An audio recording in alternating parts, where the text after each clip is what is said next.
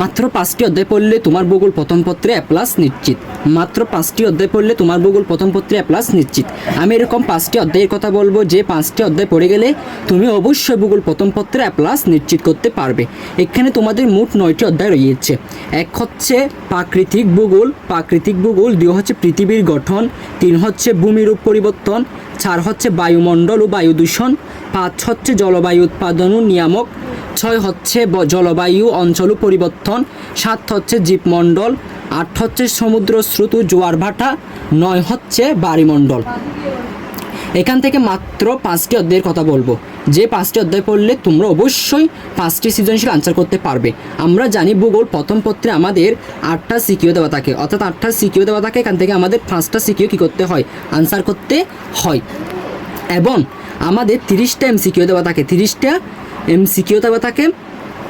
সেখান থেকে আমাদের 30টাই কী করতে হয়, আনসার করতে হয়। এখানে আমাদের মোট নাম্বার হচ্ছে 75, মোট নাম্বার হচ্ছে আমাদের 75, আর 15 আর 25 নাম্বার হচ্ছে আমাদের প্র্যাকটিক্যাল, অর্থাৎ আর 25 নাম্বার হচ্ছে প্র্যাকটিক্যাল। অর্থাৎ আমাদেরকে 8টা সিকিউ দেওয়া থাকে, এখান থেকে আমাদের 5টা সিকিউ আনসার করতে হয়, অর্থাৎ 8টা সিকিউ থেকে 5টা সিকিউ আনসার করতে হয়। তো এখানে মাত্র 5টি অধ্যায়ের কথা বলবো। এখানে আমাদের প্রথম অধ্যায় হচ্ছে ভূমিরূপ ও পরিবর্তন। ভূমিরূপ ও পরিবর্তন এখান থেকে অবশ্যই একটা সিকিউ আসবে।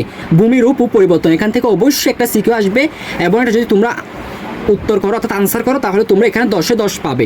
দ্বিতীয়ত হচ্ছে আমাদের বায়ুমণ্ডল ও বায়ু দূষণ। বায়ুমণ্ডল ও বায়ু দূষণ এটাও খুবই গুরুত্বপূর্ণ একটি অধ্যায়। প্রতি বছর এখান থেকে একটা না হয় 2টা প্রশ্ন এসে থাকে।